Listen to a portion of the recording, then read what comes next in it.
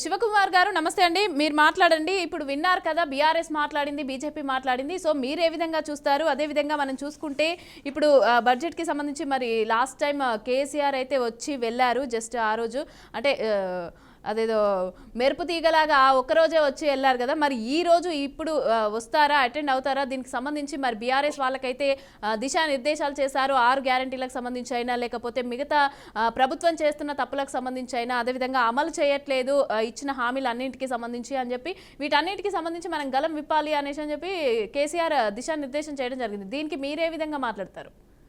వాళ్ళు మాట్లాడింది విన్నారు కదా. ప్రేక్షకులకు మీకు ప్యానల్ ఉన్న వారికి నమస్కారం. నమస్తే. నమస్తే అండి. ఇది కాంగ్రెస్ పార్టీ అధికారంలోకి వచ్చిన తర్వాత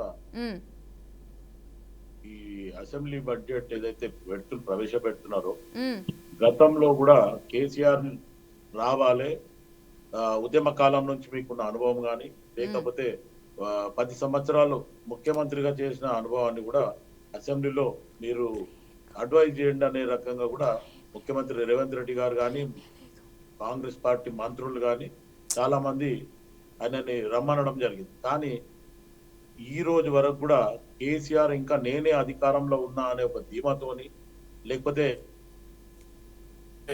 తప్పిదాలలో ఆయన అసెంబ్లీలో వచ్చి ఇటు రేవంత్ రెడ్డి గారు అధికార పక్షంలో కూర్చుండు, నేను ప్రతిపక్షంలో కూర్చోలేను అనే ఒక పరిస్థితిలో ఈరోజు కేసీఆర్ ఉండడము,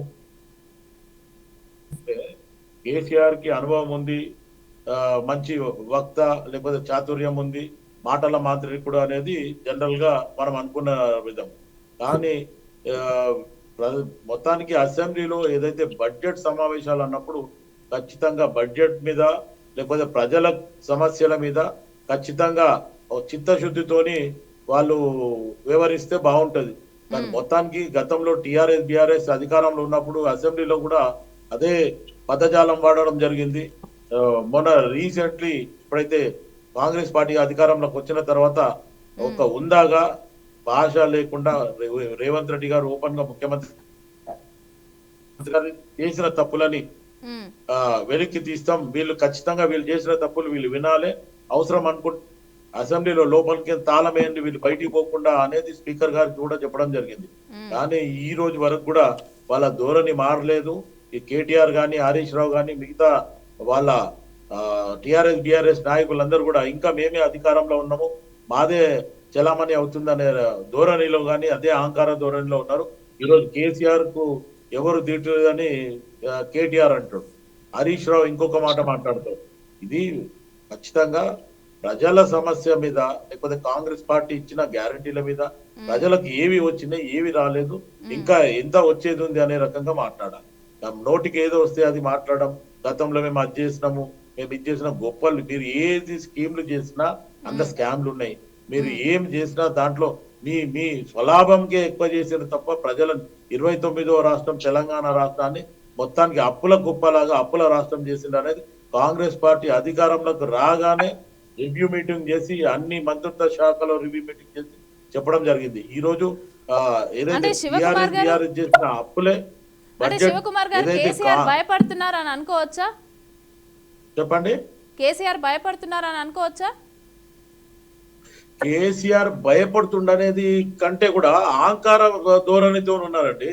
ఇప్పుడు మరి ప్రజల సమస్యలు అసెంబ్లీకి వచ్చి వినిపించాలి కదా, ప్రజల సమస్యలు అసెంబ్లీకి వచ్చి వినిపించాలి. మరి ఫామ్ హౌస్ లోనే ఎందుకుంటున్నట్టు? దీనికి సంబంధించి మరి అంటే ఏ ఉద్దేశంతో కేసీఆర్ ఇప్పుడు దిశానిర్దేశం చేసి మరి అసెంబ్లీకి రాకుండా ఈ రకంగా చర్చలు అంటే ఏ విధంగా చూడొచ్చు అంటారు? మరి ఒకసారి రావడం జరిగింది ఆల్రెడీ. ఇప్పుడు నిన్న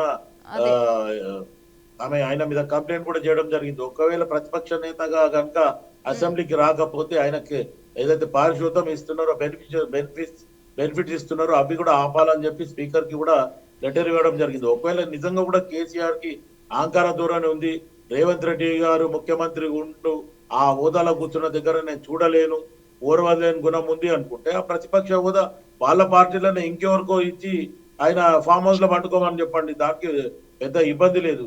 రేపు జరిగేది ప్రజల గురించి అసెంబ్లీలో జరగాల్సింది ప్రజల చర్చ, బడ్జెట్ మీద జరిగే చర్చ మీదనే ఖచ్చితంగా మాట్లాడాలా.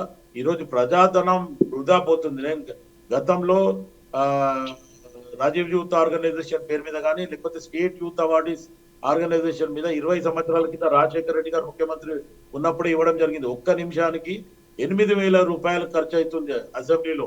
ఈ రోజు వీళ్ళ బెనిఫిట్స్ కానీ, వీళ్ళ లైట్ కానీ, వీళ్ళ ఇంటి కానీ. ఓకే సో ఆ ఓకే రకంగా శివకుమార్ గారు మనం ఇప్పుడు మాట్లాడదాం. ఇప్పుడు ఆలోచిస్తే దగ్గర దానికి 3 times అయి ఉంటుంది. ఓకే కానీ ఏదైతే ప్రజాధనాన్ని దుర్వినియోగం చేయకుండా దాన్ని సద్వినియోగం చేయండి. ఖచ్చితంగా ప్రతిపక్షం కానీ పాలక పక్షం ఓకే. కానీ రెండు కూడా సరైన చర్చ తీసుకుంటే రేపు ప్రజలకు బెనిఫిట్ అవుతుందని చెప్పి కోరుకుంటున్నాను.